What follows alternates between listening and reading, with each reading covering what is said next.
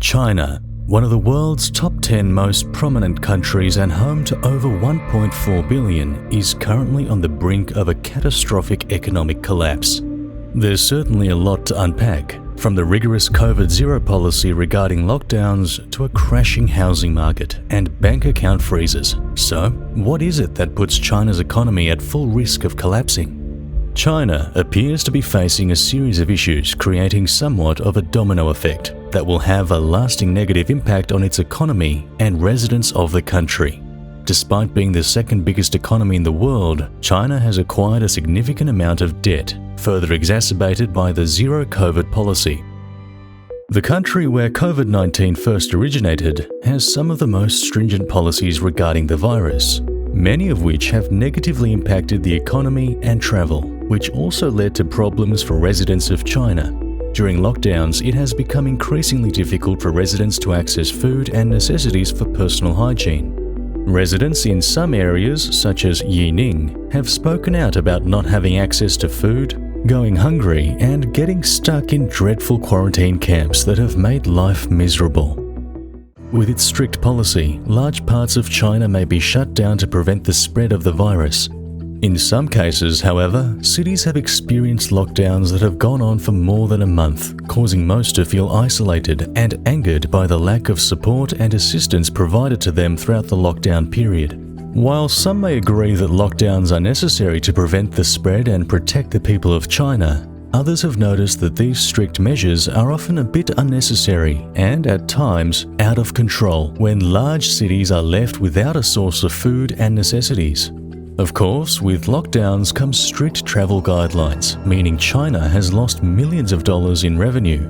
Despite being one of the several tourism-dependent countries, international travel to China is currently at an all-time low, putting even more economic pressure on the country. But is COVID-19 to blame for the potential collapse of one of the largest economies in the world? Not quite. Although it has played a role in causing such destruction, there's so much more to this collapse than what meets the eye.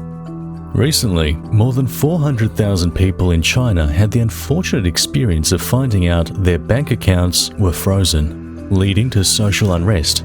These individuals only realized they couldn't access their money when they attempted to make withdrawals from their accounts and were denied access to the funds. As soon as this happened, the people began to panic, and who wouldn't when attempting to access their hard-earned money? The people of China were livid and wanted to know what was happening to the money they thought was safe and secure in their accounts. The bank freezes resulted from a fraudulent Ponzi-style scheme that had been taking place behind the scenes for over a decade, with many utterly oblivious to what was happening. Although the bank freezes only impacted a handful of financial institutions, hundreds of others are still at risk, meaning the people of China have to worry about the safety and security of any money placed into their accounts.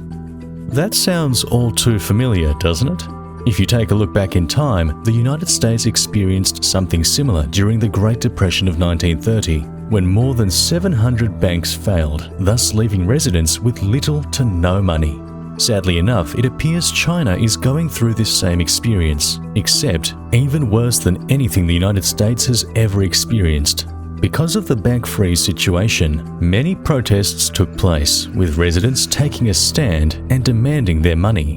While the people of China have conducted peaceful protests to demand what rightfully belongs to them, the Chinese Communist Party, otherwise known as the CCP, has worked overtime to censor these protests. In addition, the CCP continues to make attempts at shielding the rest of the world from learning about what is happening in the country. One would hope that it stops there, but it only continues to get progressively worse due to the mortgage crises in China. Let's face it, if you've ever been to China or know a lot about the country, you know that properties are a big deal for the people who live there. Real estate in China is the ideal representation of a person's social status, so everyone wants to own property.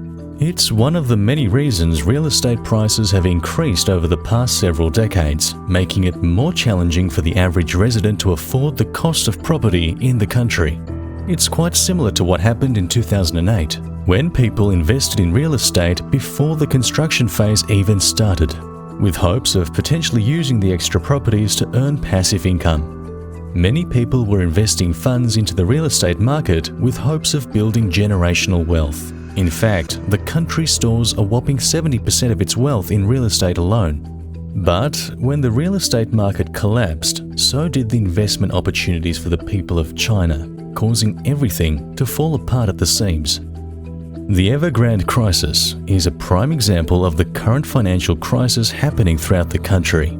As a property developer with more debt than any other across the globe, the organization is struggling to pay what it owes. It has become increasingly challenging for it to cover the debt when Chinese residents have stopped paying their mortgages.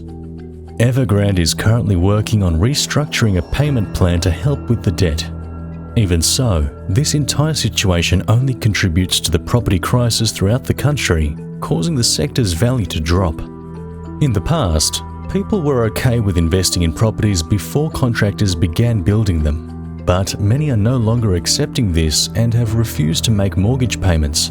Problems within the real estate market have existed for several decades but have quickly become exacerbated by China's strict COVID policies. Now, the people of China are taking action, joining in on protests as victims of rotten tail buildings, otherwise known as unfinished projects. Thousands of people gathered together in Xi'an, China, to surround the Shanxi Banking and Insurance Regulatory Commission to protest illegal lending while refusing to pay their mortgages due to unfair and unethical practices. While the people of China need to take this stand, withholding mortgage payments can contribute to the economy's collapse because of China's tremendous debt. While the number of residents withholding mortgage payments is unknown, many would be willing to make payments when developers finish the construction process. Until then, they don't feel comfortable putting money into something that simply doesn't exist or isn't ready for them to use. Of course, these protests didn't sit well with the CCP and resulted in them ordering police to use violence against anyone protesting, including the elderly and disabled. In reality, the CCP is afraid of losing its reign over the people of China as they stand up for themselves and refuse to essentially be bullied into paying a mortgage on an unfinished or non-existing home. The Chinese Communist Party believes that these protests are political in nature and have nothing to do with a banking crisis. However, the numbers portray a different, much more explicit story. For example, according to CNBC, property sales in China are set to drop by a staggering 30%, even worse than the financial crisis that occurred in 2008. During that period, sales dropped by 20%, which was enough to cause massive economic disruption. Many believe that the situation in China is much worse than the economic collapse that occurred in the United States in 2008. The financial crisis that occurred in 2007 and 2008 created a tremendous strain on the American people since the Great Depression of 1930. And was caused by a combination of problems that led to a domino effect, including lack of financial regulation, risky investments, excessive borrowing, and predatory lending, to name a few. China faces a similar situation, magnified by additional economic issues, including its rigid COVID-19 policies and massive debt.